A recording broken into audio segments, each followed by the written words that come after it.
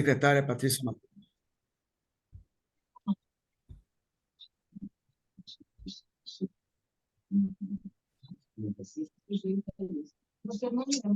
Sabe quantos anos tinha o famoso filósofo alemão Karl Marx nessa foto da Wikipédia? Menos de 57 anos, mas cá para nós parece bem mais. Será que estamos mesmo vivendo mais e parecendo cada vez mais jovens? Ou é porque estamos nos cuidando mais? Ou então será que é só genética? A nova maturidade é o tema de hoje. Senta que lá vem Saber Não Ocupa Espaço. Vita Sai apresenta Saber Não Ocupa Espaço.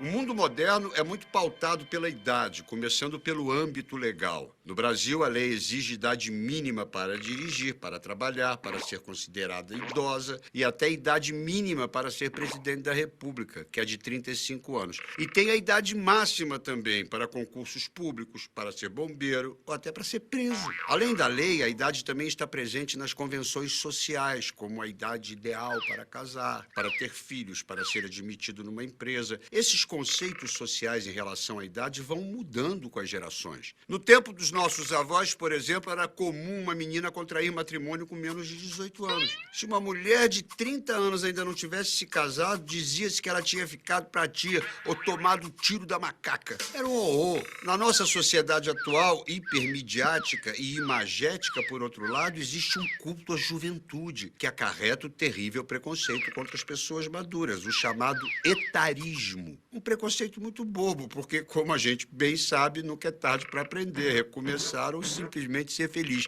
Mas enquanto alguns pautam a vida pela idade, aqui mesmo no Brasil, temos tribos indígenas que nunca contaram seus anos de vida e jamais ouviram falar em comemorar o aniversário. Os Amundauá da Amazônia, por exemplo, não conhecem nem mesmo o conceito abstrato de tempo. Que cá para nós deve ser bem libertador. Fato é que o Brasil, que sempre se achou um país de jovens, está envelhecendo. A média de idade da população brasileira em 2018 era de 32,6 anos, mas a previsão é que em 2039 o Brasil terá mais idosos do que crianças. E tem mais, a expectativa de vida do brasileiro está aumentando entre 1945 e 2020. Essa expectativa subiu de 45 anos e meio para 76,7 anos. E aqui uma pausa para entender essa média. A expectativa de vida no Império Romano era de apenas 30 anos. Até o século XVIII, os europeus também tinham expectativa de vida em torno dos 30. E até o século XIX, essa também era a expectativa de vida dos chineses. 100 anos atrás, quem nascia na Índia ou na Coreia tinha uma média de vida de apenas 23 anos. Mas isso acontecia porque muitas crianças morriam logo na primeira infância, o que baixava muito a média de expectativa de vida da população. Mas graças às vacinas, à ciência, à tecnologia e à melhora no atendimento de saúde, a mortalidade infantil caiu muito no mundo.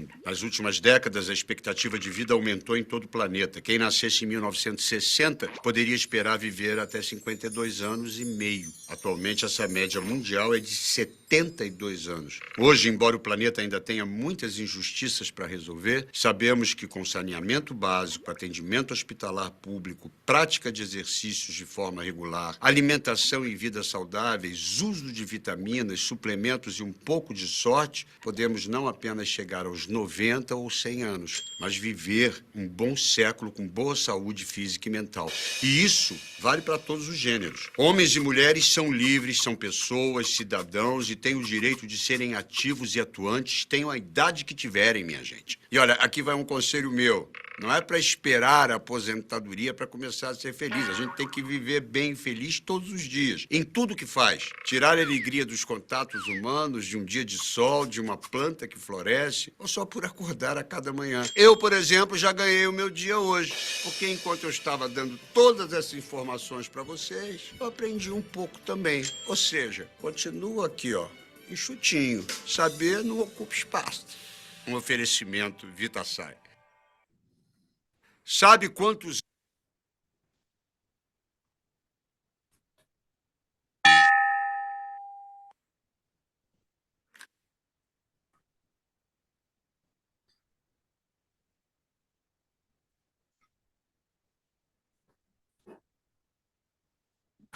Presidente, você está com o microfone desligado.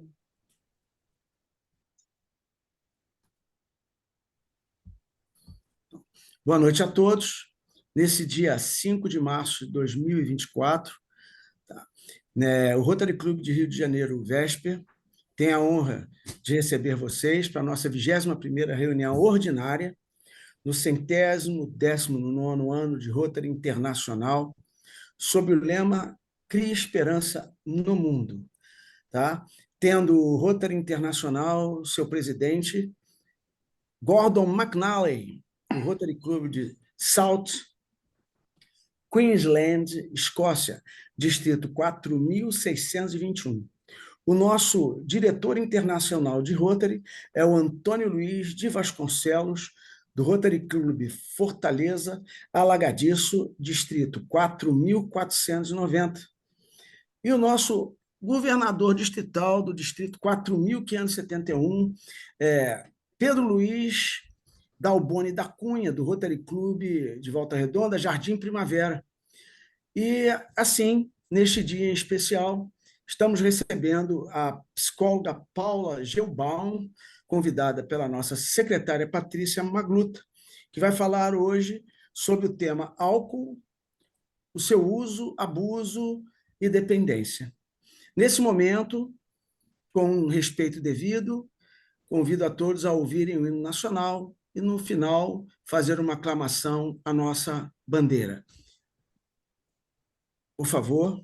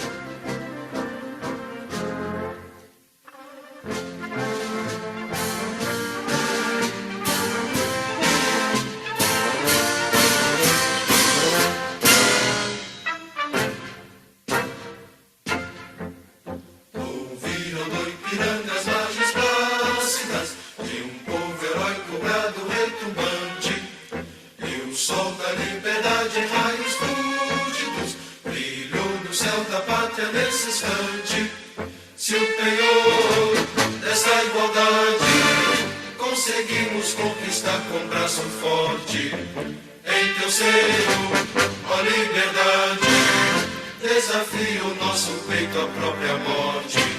Ó pátria mãe, idolatrada, salve, salve, Brasil, um sonho intenso, um raio vívido, de amor e de esperança a terra desce, sem teu formoso céu risonho e límpido, a imagem do cruzeiro resplandece, gigante pela própria natureza, és velho, és forte, pátrio do colosso, e teu futuro espelha essa grandeza, terra dourada, entre outras mil és teu Brasil, ó pátria amada, dos filhos desse sol és mãe, gente, pátria amada, Brasil.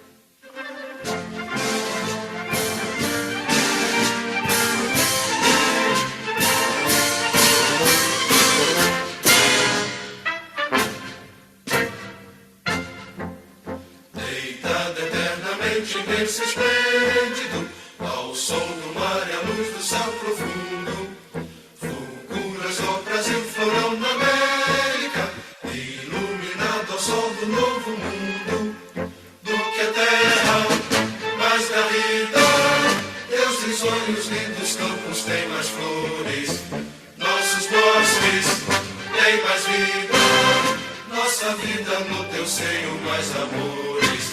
Ó pátria mãe, idolatrada, salve, salve, Brasil de amor eterno seja símbolo, o lábaro que ostentas estrelado, dedica o verde louro desta flâmula, mas no futuro e glória no passado, mas cernes da justiça clava forte, verás que o fim do teu não forja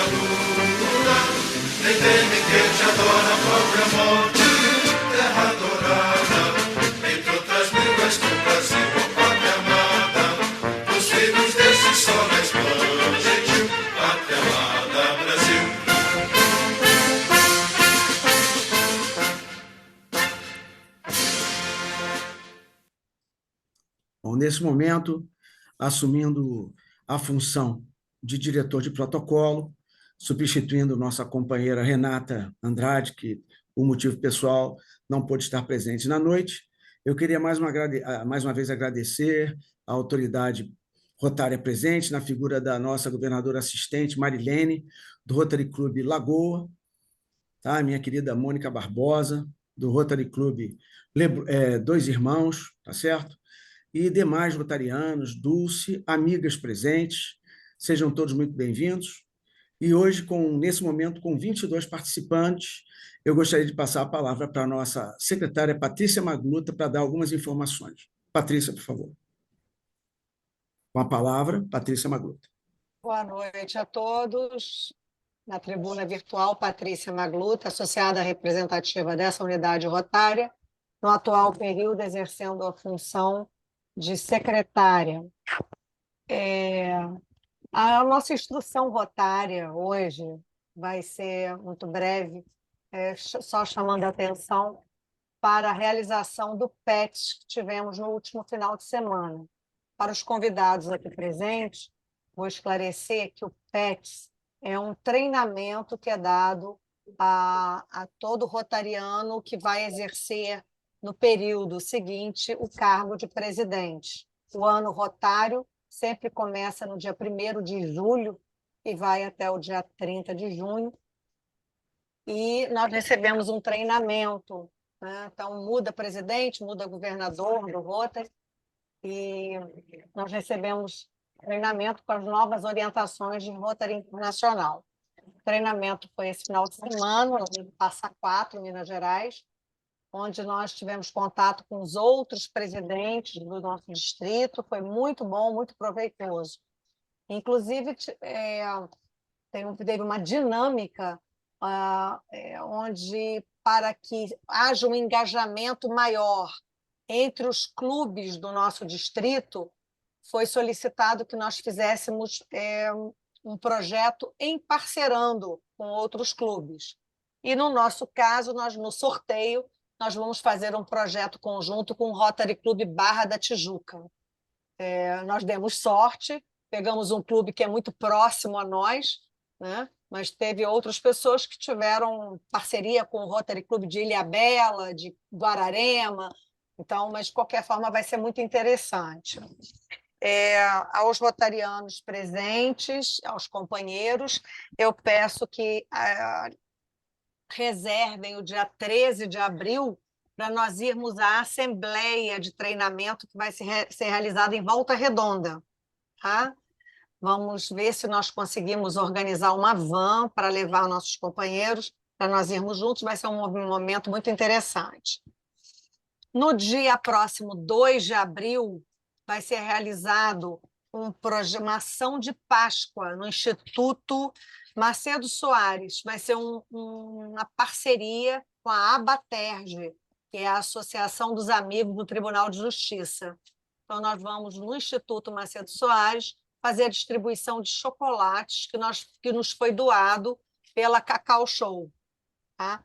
Então, os companheiros que quiserem estar presentes, vai ser muito bom.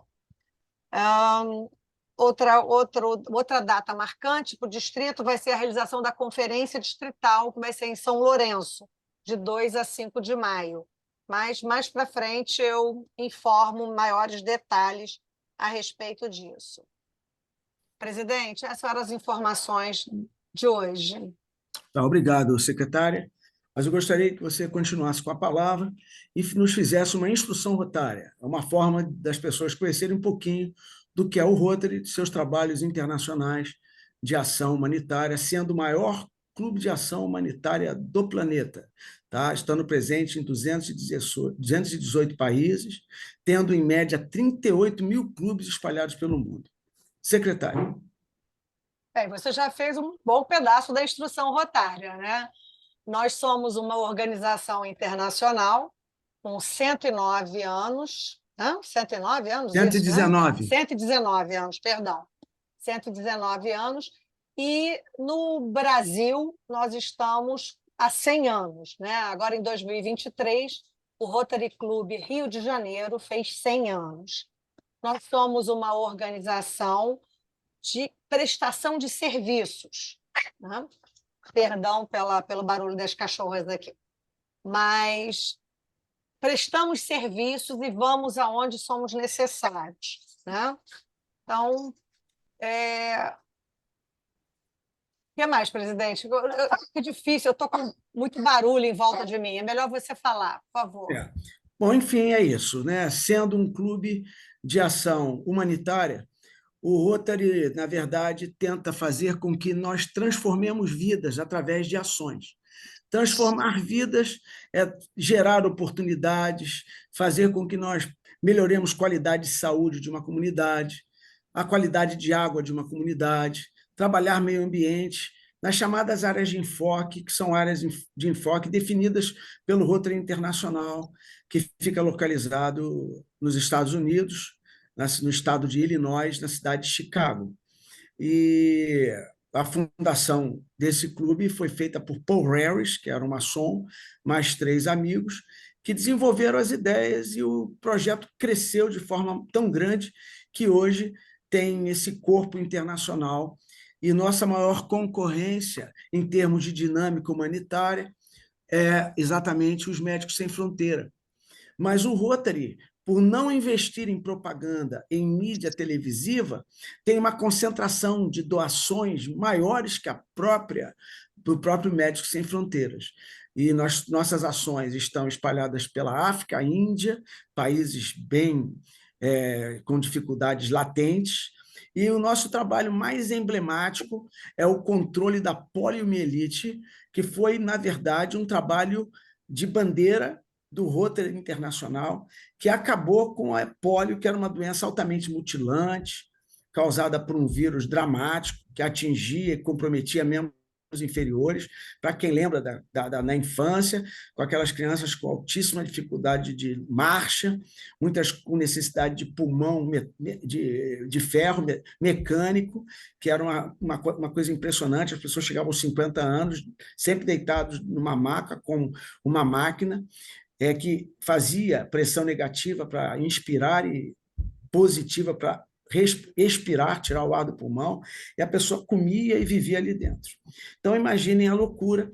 E a descoberta da vacina foi realizada por Salk, que criou uma vacina, e foi aperfeiçoada por Sabin, que transformou essa vacina pela notoriedade de ser em gotas, enquanto a vacina principal, primordial, criada por seu idealizador, que foi o Sal, que era uma vacina de injeção intramuscular muito dolorida. Enfim, o Rotary absorveu o domínio feito por o nosso Sabin, e assim dominou o mundo. Hoje, praticamente, talvez 2 ou 3 países ainda tenham pontualmente uns 3, 4, 5 casos ainda de pólio no mundo, o resto está contida, com vacinações frequentes, e exatamente esse é o trabalho do Rotary, ajudar o homem a ser feliz, tentando vencer doenças, e assim o nosso trabalho do Vesper é trabalhar em comunidades, apoiando projetos humanitários, trabalhando em Santa Casa de Misericórdia Cascadura, no Instituto Conselheiro Macedo Soares, com apoio a 82 meninas do complexo ali do Lins de Vasconcelos, e outros diversos trabalhos que ficaria tanto quanto longo falar, e nós vamos perder o momento brilhante de poder estar recebendo agora a psicóloga Paula Geubal, que vai falar um pouquinho da sua história profissional, nesse momento com 24 pessoas na nossa reunião, tá? No momento sendo 20h16. Convido à tribuna virtual a nossa convidada, Paula Geubal, agradecendo muito por sua presença. Paula, é com você. Com a palavra, Paula Geubal. Obrigada, pessoal. Eu sou psicóloga clínica já há 15 anos, e minha especialidade é independência química, em transtornos adictivos. Eu queria agradecer a Patrícia pelo convite, agradecer ao Rotary por ter aberto esse canal, para a gente poder falar de um assunto tão urgente, e agradecer a presença de todos que estão aqui. O nosso tema, o uso, abuso e dependência a gente vai falar de álcool, mas a gente se estende também a outras drogas, ele é urgente porque cada vez mais pessoas, e principalmente jovens, estão entrando nesse universo. Então, a gente precisa ver o alcoolismo, o uso da droga, como uma doença, né? Tirar esse olhar pejorativo que a gente ainda hoje tem, né? Um olhar moral. A gente precisa transformar isso. Que independente de qual seja a razão, seja ela cultural, religiosa, recreativa, ou mesmo uma maneira rápida, né, de apaziguar uma dor, o uso do álcool ele acontece desde o início da humanidade. Quando eu falo início da humanidade, é início mesmo. O álcool ele já apareceu na pré-história, no período neolítico, ele apareceu junto com a agricultura e com a cerâmica. Depois a gente vê no Antigo Testamento uma passagem que conta que Caim encontrou Noé desmaiado, completamente nu e embriagado. Tem essa passagem no afresco na Capela Sistina que Michelangelo retratou. E o nome dessa obra é Embriaguez de Noé. Os gregos, os romanos, também já conheciam o álcool, né? Inclusive tinham um deus do vinho, né? Para os gregos Dionísio, para os romanos Baco. Também conheciam a fermentação da cevada, do mel.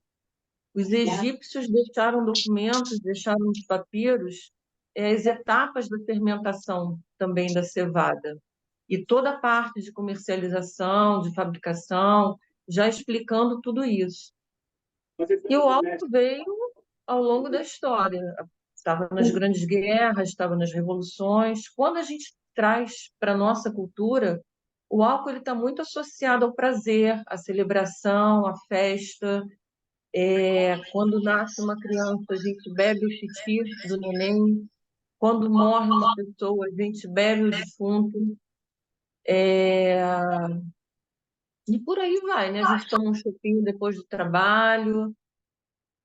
Quando a gente pensa no álcool só como celebração, a gente esquece de olhar também para um outro lado, né? O álcool também está muito vinculado à violência doméstica, a acidentes de trânsito, acidentes com armas de fogo, confusão, briga, doenças, muitas doenças, cardiovasculares, câncer de língua, pancreatite, ansiedade, depressão. As pessoas se questionam: eu bebo porque estou deprimido ou eu estou deprimido porque bebo? E a gente chega no alcoolismo, né? O alcoolismo ele só foi reconhecido como doença em 1967 pela OMS, pela Organização Mundial de Saúde. Se a gente for pensar que o álcool está presente desde a pré-história e ele só está há 1957 anos reconhecido como doença, olha quanto tempo a gente vem perdendo, né? Principalmente por ainda continuar com essa visão muito errada de quem bebe é mau caráter, quem não consegue parar de beber é preguiçoso, não para porque não quer. Então, a gente precisa entender que o alcoolismo é uma doença crônica, uma vez alcoolista, para sempre alcoolista. O que vai diferenciar é se essa pessoa está na ativa ou está em recuperação. É uma doença incapacitante, porque muitas pessoas, por exemplo, a pessoa bebe hoje, amanhã ela deixa de trabalhar. É uma doença que destrói muitos lares, muitas relações terminam porque a família não deixa de amar o alcoolista, ela simplesmente perde a paciência, ela cansa, então abandona a pessoa, né? Fora que os jovens, quando bebem, afeta a escola, muitos largam a escola porque entra uma questão de memória, as relações pessoais. A gente precisa hoje entender que o alcoolismo é uma questão de saúde pública, não é, sabe, só uma questão de uma família específica. Ele está em todos os lugares, não tem classe social, não tem cor de pele, é uma doença que pode afetar qualquer um. o álcool ele vai atuar em 3 fases, em 3 etapas, né? A primeira etapa do álcool é quando a gente toma assim 1, 2 doses, né? Que a gente dá aquela relaxada, funciona como se fosse assim um ansiolítico. Nesse momento a gente ainda consegue conversar, é aquele momento que às vezes a gente chega do trabalho, toma uma tacinha de vinho, está conversando, né? Ou quando a gente está num bar, numa festa, a gente ainda consegue ir embora para casa tranquilo. Só que existe uma coisa que é inerente do ser humano, que é a insatisfação. Então, assim, é muito difícil a gente parar nas 2 doses. E aí, o que acontece? A gente passa por uma segunda etapa. Na segunda etapa, é aquele momento que entra o verbo perder. Eu perco completamente a noção de onde eu estou. Eu perco a noção da altura da minha voz, né? Assim, a pessoa, quando já tomou algumas doses, a primeira coisa que acontece é que ela começa a falar alto, né? Ela fala alto, ela ri alto, né? Ela perde completamente a noção do espaço. Ela começa a falar com a cara colada no outro, né? Ela perde o limite, ela começa a tocar no outro, né? Ela perde a noção de onde ela está e com quem ela está, né? A gente vê nas festas da firma, né? A pessoa vai, abre a camisa, né? A mulher que chegou linda, cheirosa, com o cabelo feito, daqui a pouco já está sem sapato. A gente vai perdendo. Perde a noção de que o outro pode estar rindo da gente e não para a gente. E aí, o que acontece? A pessoa, de novo, a insatisfação, ela quer mais, ela quer beber mais. E aí entra o sufixo ão, né? O cara fica valentão, começam as brigas, né? Ele fica sabichão, ele acha que pode controlar tudo. Então a pessoa chega para ele e fala assim: pô, você está bebendo muito, mas ele acha que está no controle. Nesse momento começa o movimento ladeira abaixo. Para passar para a terceira fase é um pulinho. Sendo que quando a gente entra na terceira fase, na terceira etapa, essa fase ela está muito próxima do coma. Assim, o álcool ele é um depressor do sistema nervoso central. Então, nesse momento, acontecem os apagões, sabe? A pessoa está lá muito feliz, dançando, e de repente, quando a pessoa está ali no cantinho, apagou, né? Desligou. É como se fosse uma chavinha. Nessa hora, a pessoa corre risco de vida, porque ela pode passar mal, ela pode vomitar, ela pode broncoaspirar, e aí acabou. Nessa hora, por a pessoa se achar dona da situação, é o momento que ela pega a chave do carro dela e vai embora. Então, é um momento que pode acontecer um acidente de trânsito. É o momento que, às vezes, ela chega, briga com alguém na rua, e aí, assim, para essa química, né, virar inferno, só falta fogo. Porque se ele pega uma pessoa que também está com teor alcoólico elevado, olha a confusão feita, né? A gente tem hoje, a OMS hoje tem uma preocupação muito grande de diminuir o beber em binde. O que é o beber em binde? É beber de uma forma pesada num curto espaço de tempo. A gente coloca com 4 doses num período de 2 horas para as mulheres e para os homens 5 doses no mesmo período de 2 horas. Para a mulher, a dose é menor, a quantidade de dose é menor, porque ela tem uma massa corpórea menor, porque ela tem menos enzimas no fígado para processar esse álcool. E hoje, a grande preocupação da OMS é porque os jovens bebem de uma forma indecente. O jovem hoje bebe de uma forma muito pesada.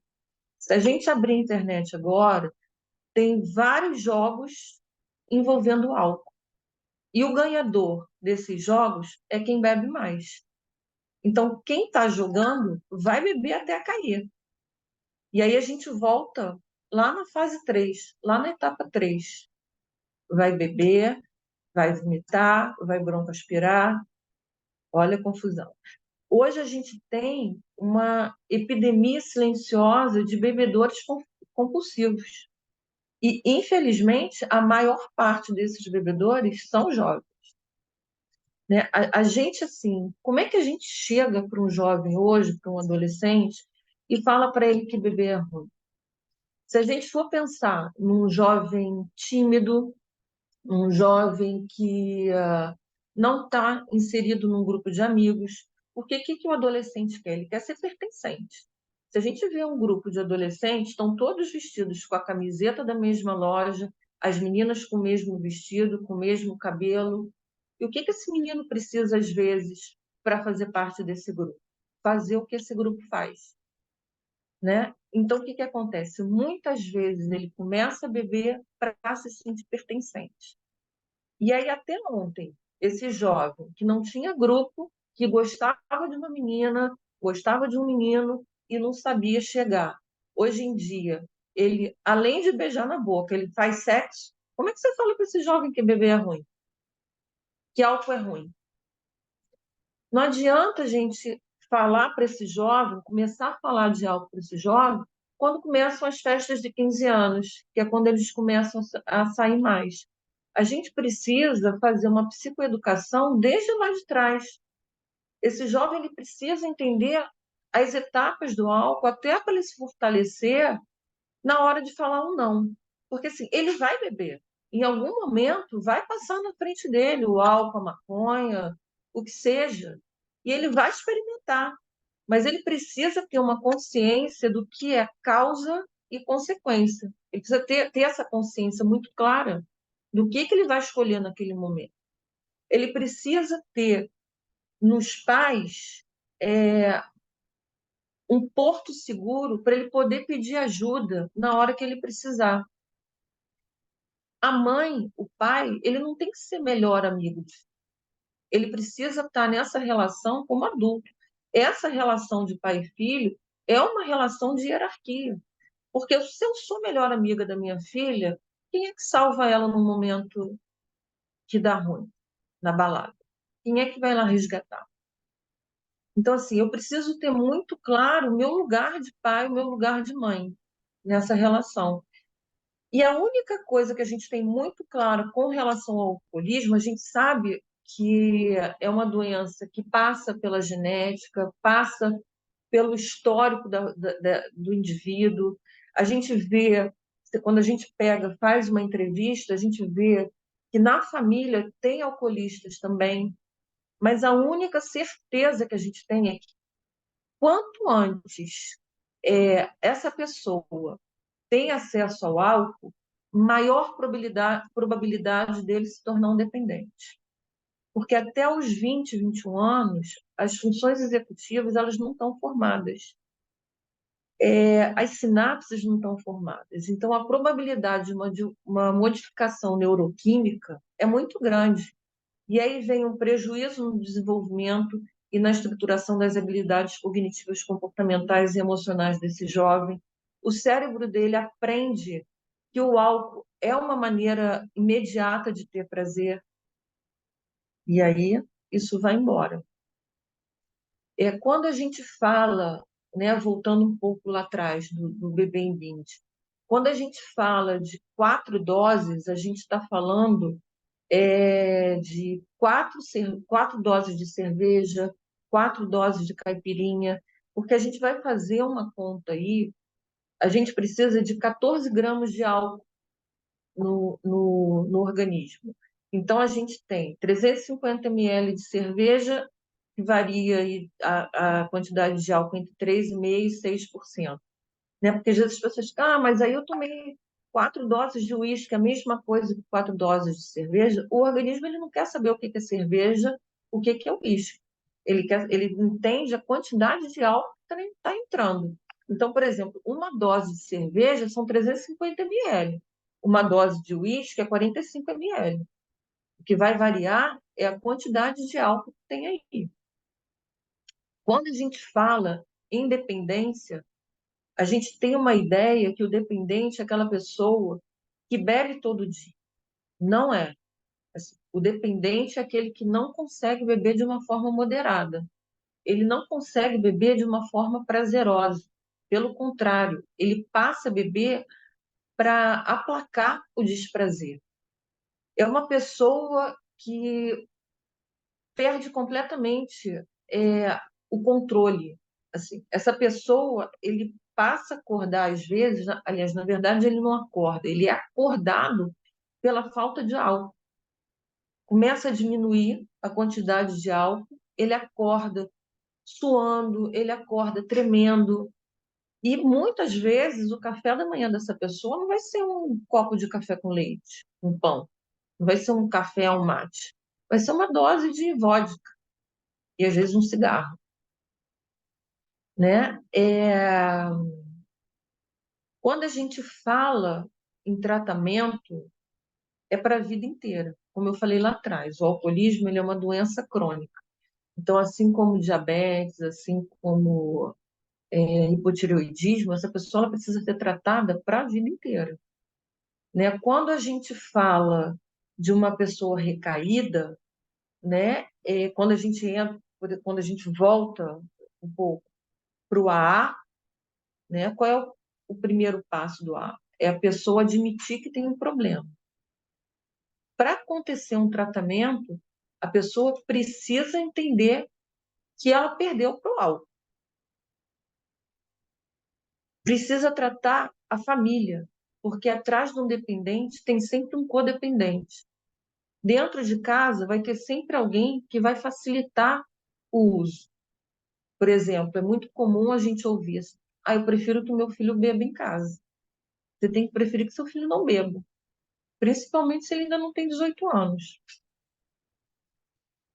O que vai determinar se o álcool vai ser inofensivo, se ele vai ocasionar pouco risco, ou se ele vai ser um grande causador de prejuízos biológicos, psicológicos e sociais, e muitas vezes irreversíveis, vai ser a relação que eu vou ter com ele.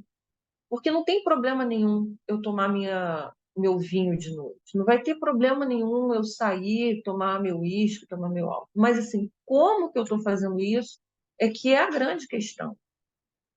A pergunta de $1 milhão, né, que todo mundo faz é como é que eu passo da primeira fase para a segunda fase e da segunda fase para a terceira fase? Quantas doses eu preciso? Não sei. Porque para cada um de nós aqui, a dose é diferente. Ela age de uma forma diferente. Para mim, assim, eu posso tomar 8 doses e tá ok, né? Para Dulce pode ser 10 doses e ela tá ok. Porque existe para cada um de nós uma tolerância, um quadro de tolerância. Uns vão ser mais tolerantes que os outros. Isso, o fato de eu tomar 8 doses e poder ir para casa sem trocar as pernas, não significa que o álcool não afetou o meu organismo como se eu só bebesse 2. Assim, o que vai impactar é a quantidade de álcool, a quantidade de gramas de álcool que eu estou colocando no meu organismo. Para o OMS e para a ABAD, Associação Brasileira de Estudos de Álcool e Outras Drogas, nenhuma dose segura quando a gente fala de um dependente químico, quando a gente fala de uma pessoa com questões psiquiátricas, quando a gente fala de uma pessoa com questões hepáticas. Porque uma dose pode ser mortífera para essa pessoa, porque ela não consegue parar. Por isso, um dos lemas do AA é o só por hoje. Só por hoje eu não bebo nada. Então, tem essa diferença grande. E a gente não sabe quem pode se tornar dependente ou não. Assim, eu gosto de fazer uma analogia como se fosse um monstrinho. Todo mundo tem esse monstrinho dentro, né? Para uns, o monstrinho, eu vou beber, eu vou tomar um porre, meu monstrinho vai continuar lá, vai acordar e vai voltar a dormir. Para outros, esse monstrinho acorda de uma forma muito voraz e não volta a dormir. Eu tenho que lidar com esse monstrinho para sempre. E aí, assim, a gente acorda ele ou deixa ele dormir, né? É importantíssimo a gente tratar a família para a gente poder também entender que muitas vezes o dependente químico esconde outros problemas, né? Então, às vezes, quando essa pessoa ela entra em recuperação, é muito comum aparecerem outros problemas da família. Então, às vezes, é muito conveniente também a gente ter o detentor do problema da casa. Ah, deixa ele ali, né? Enquanto ele está bebendo, todos os outros são funcionais. Deixa eu ver mais aqui, só um minuto, pessoal. Deixa eu ver o que eu preciso falar mais para vocês.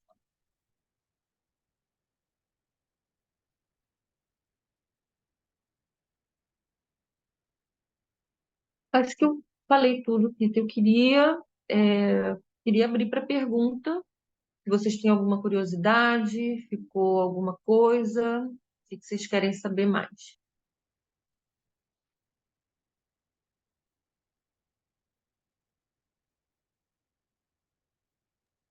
Pode. Pode, Dulce, pode falar. A pessoa que é dependente, eu já lidei com uma pessoa bem dependente de álcool. E se leva um tratamento com os alcoólicos anônimos ou tratamento até com medicação, ela pode se recuperar totalmente ou não? Assim, aquilo que eu falei lá atrás, né? Uma vez alcoolista, e a gente usa esse termo alcoolista e não alcoólatra, e esse sufixo de itra, né? Vai para idolatria. Então, essa pessoa ela não idolatra o álcool, ela é escrava do álcool, ela é um adicto. Então, ela precisa ser tratada para o resto da vida. Assim, ela pode ficar em recuperação anos a fio.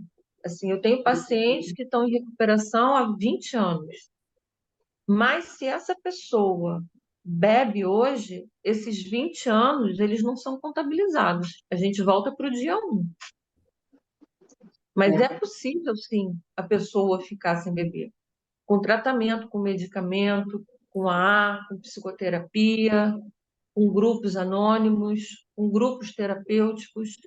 Mas essa pessoa, antes de qualquer coisa, ela precisa entender, precisa admitir que ela tem um problema com álcool. Tem que querer, né? Tem que querer. Obrigado, Dulce. Mais alguém quer fazer uma pergunta? A primeira pergunta da Dulce foi bem pertinente. Alguém gostaria?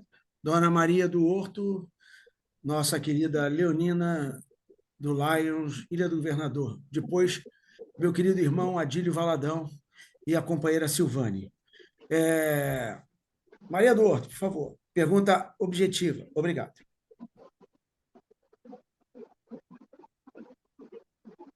Seu microfone, mestra Maria do Horto. Ligar seu microfone.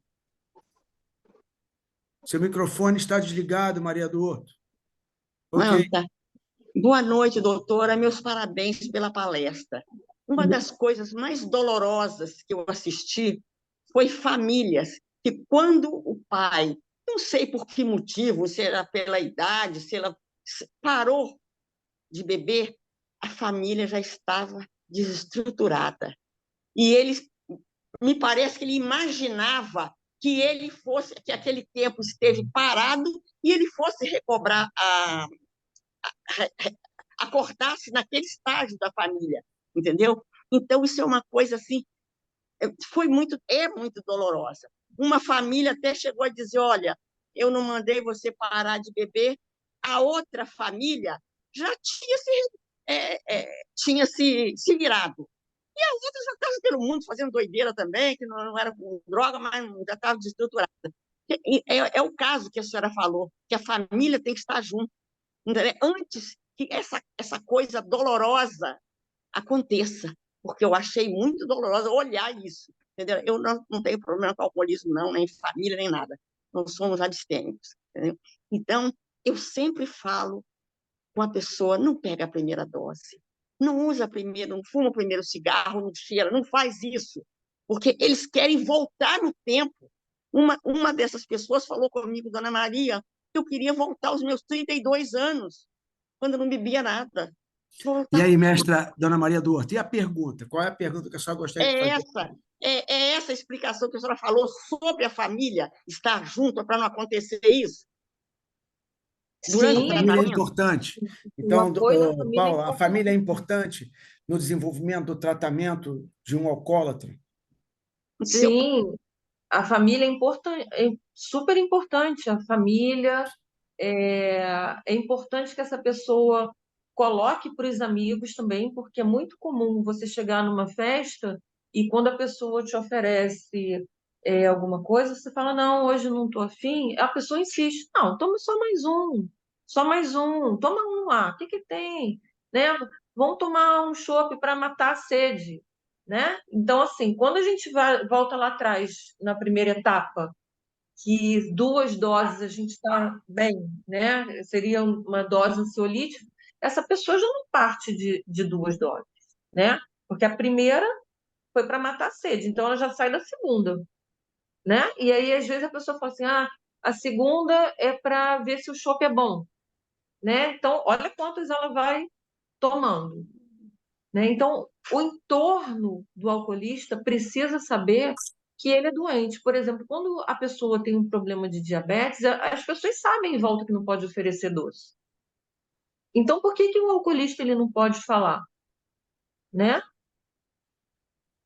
É porque, assim, tem uma explicação. Porque ainda hoje a gente vê como uma doença, aliás, como uma doença não, a gente vê o alcoolismo como uma falha de caráter.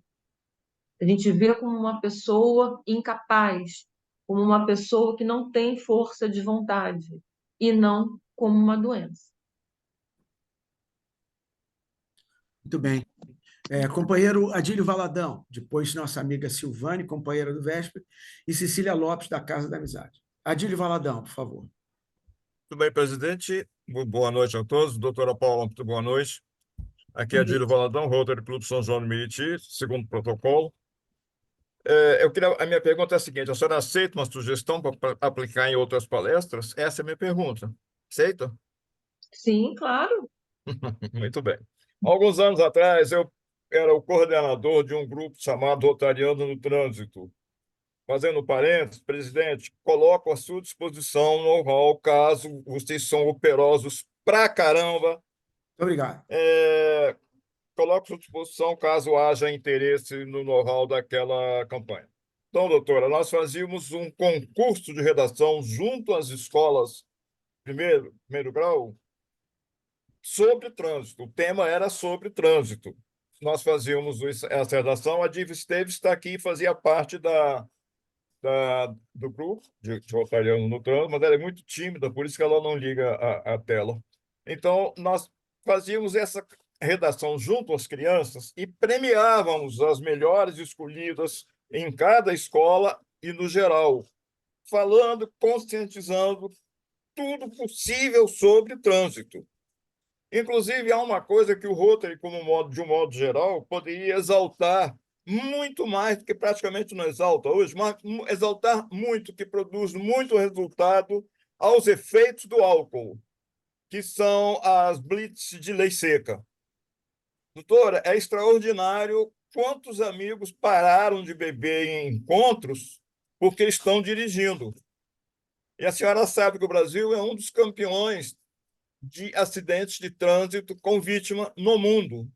É um dos mais bem colocados, não é o primeiro nem o segundo, mas é um dos mais bem colocados. E muito desses acidentes se derivam do uso de álcool e a direção. Então, eu acho que nós já levamos no meu clube, equipes faziam blitz lá em São João, fizemos homenagem aos que podiam subir escadas, porque nossa sede é antiga ainda tem uma escada, mas alguns membros poderiam subir escadas. Os cadeirantes foram, aliás, a maior motivação para a gente fazer a parte de baixo da sede, porque é um absurdo nós não termos acessibilidade para os cadeirantes da lei seca vítimas de acidente. Então, doutora, minha sugestão é essa. A senhora amanhã for fazer uma palestra que não seja Rotary, fazer referência que o Rotary, um clube de Rotary, não há necessidade de dizer qual, fez uma campanha sobre conscientização de trânsito voltada para os motoristas de amanhã, porque os de hoje já estão com seus defeitos instalados, para os motoristas de amanhã. Era isso, então, doutora, que eu queria falar. A Sim. pergunta já foi feita, né? Eu comecei com uma pergunta. O presidente não pode brigar comigo. Eu comecei com uma pergunta. Companheiro Adílio, você mora no nosso coração, obrigado. Nesse momento, convido a companheira Silvane Silva, do Rotary Clube de Rio de Janeiro, Véspera. Silvane, com a palavra. Boa noite, doutora Paula. Como psicóloga, quais são as suas sugestões para homens e mulheres que enfrentam a pressão social para a bebida? E, número 2, existe algum desafio específico que as mulheres enfrentam quando são dependentes do álcool? Olha, primeira coisa é trabalhar a autoestima, né? A gente só consegue falar um não quando a gente é muito seguro das nossas opiniões, das nossas certezas, dos nossos valores.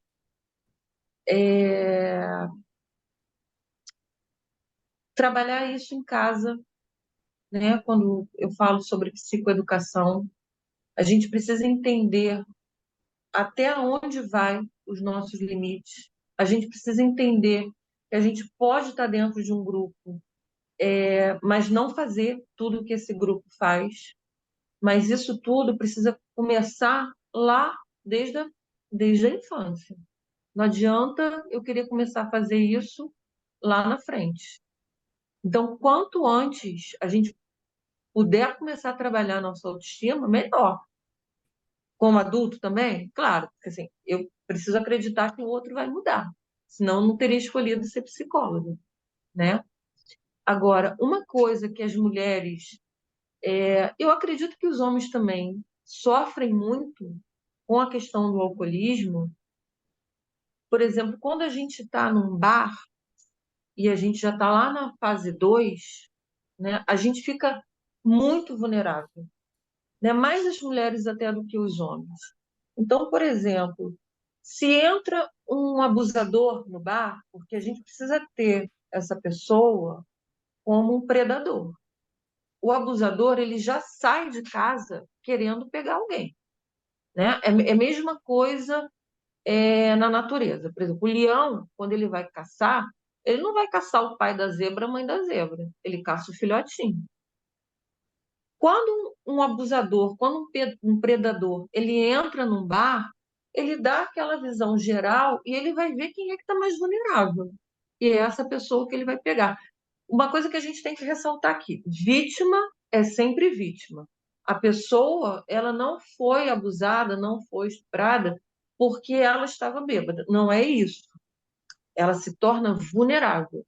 Quando a gente está numa situação de risco, a gente tem 3 saídas. Ou a gente corre, né? Ou a gente foge, ou a gente luta, ou a gente paralisa. Quando a gente está sob efeito de álcool, a gente não faz nada. Então, assim, eu já tive casos de pessoas sendo abusadas pelo garçom, pelo segurança do bar, pelo amigo do amigo, pelo motorista do aplicativo. Então, a gente precisa ensinar as nossas jovens, os nossos jovens, que, ok, ele vai beber, mas quem é do grupo que está responsável? Todos do grupo vão beber? Assim, como é que eu faço essa logística? Né? Porque uma coisa que a gente tem que ter claro na cabeça, as oportunidades vão passar. Assim, o jovem ele vai estar com outro jovem que vai estar ali. Vamos experimentar? Vamos beber? Ele vai fazer isso porque ele quer ser pertencente àquele grupo. Assim, é uma ilusão da nossa parte achar porque é o meu filho, ele não vai experimentar. Porque o meu filho é super educado, porque o meu filho eu criei assim assado. O seu filho ele vai para o mundo em algum momento.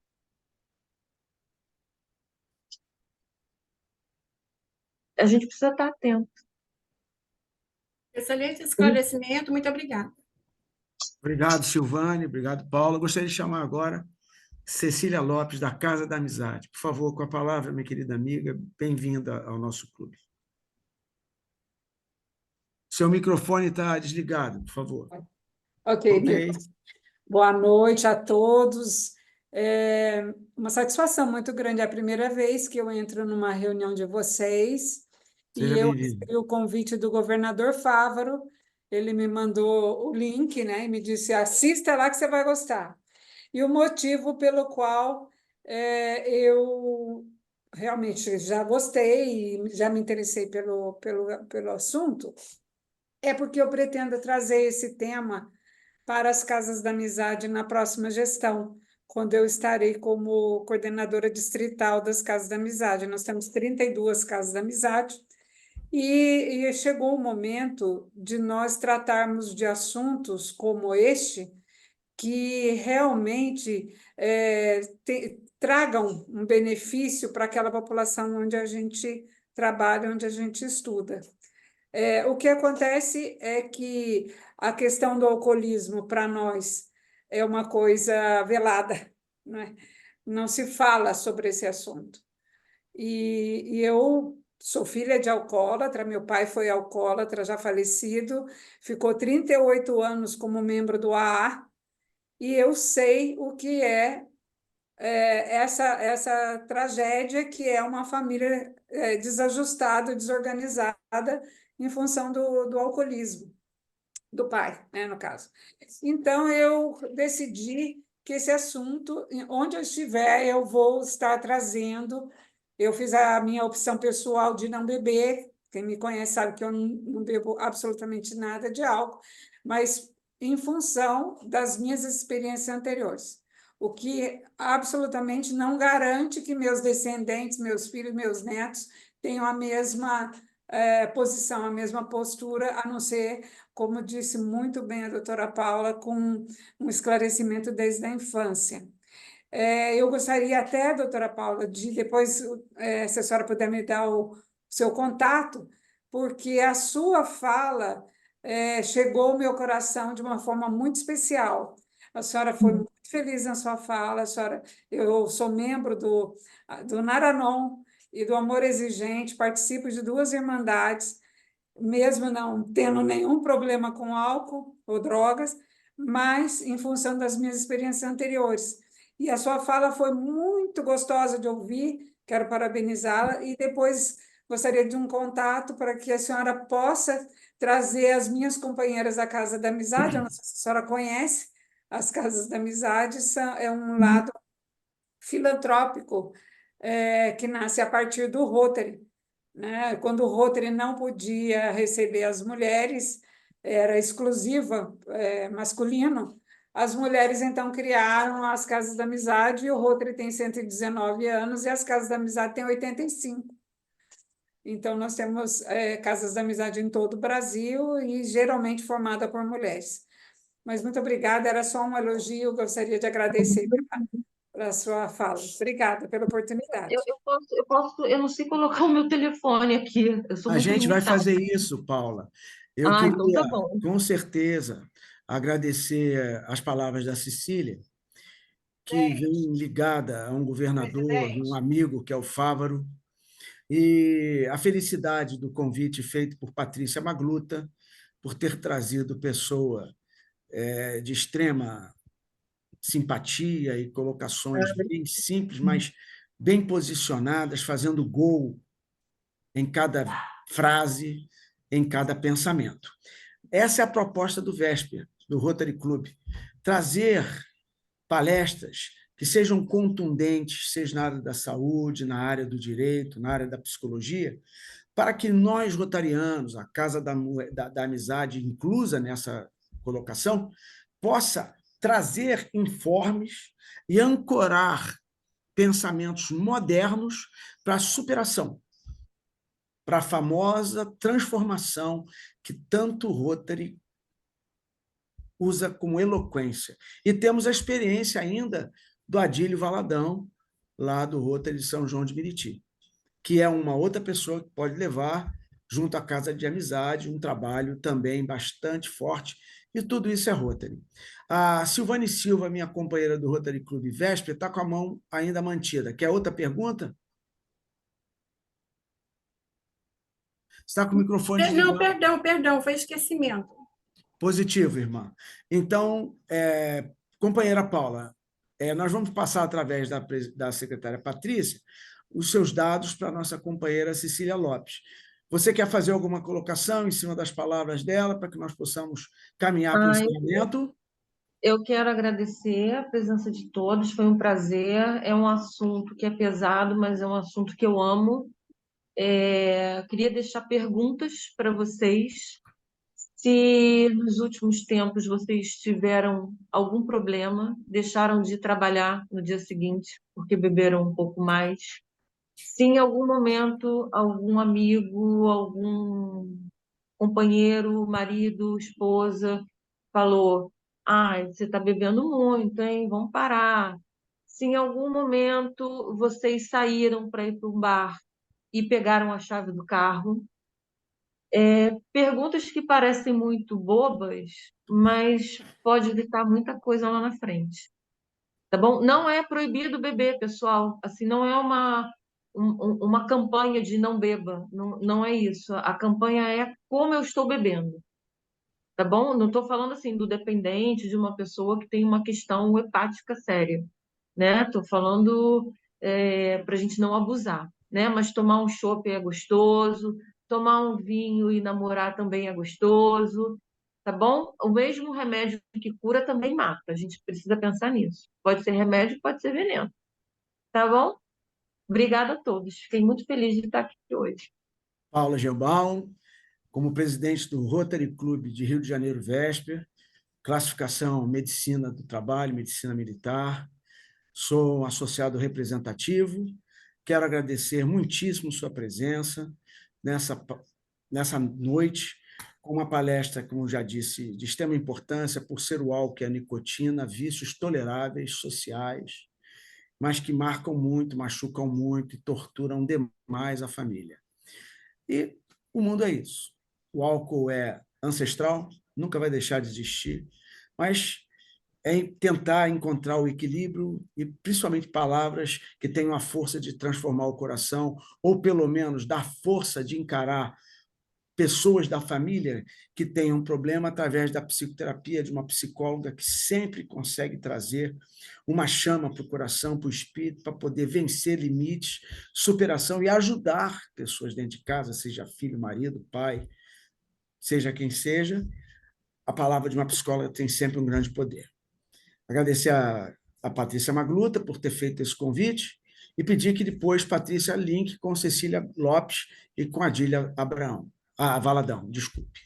Eu gostaria de preparar o encerramento com a nossa secretária Ingrid, tocando a primeira estrofe do Hino à Bandeira e logo depois soar o sino para o encerramento e podermos fazer um companheirismo, que é um bate-papo informal, e assim encerrar esta reunião, tida como justa e perfeita. Ingrid. Obrigado pelo seu trabalho, Ingrid. Foi maravilhoso. Obrigado. Salve, lindo pendão da esperança. Salve, símbolo augusto da paz. Tua nobre presença, lembrança, a grandeza da pátria nos traz. Recebe o afeto que se encerra em nosso peito juvenil. Querido símbolo da terra, da amada terra do Brasil.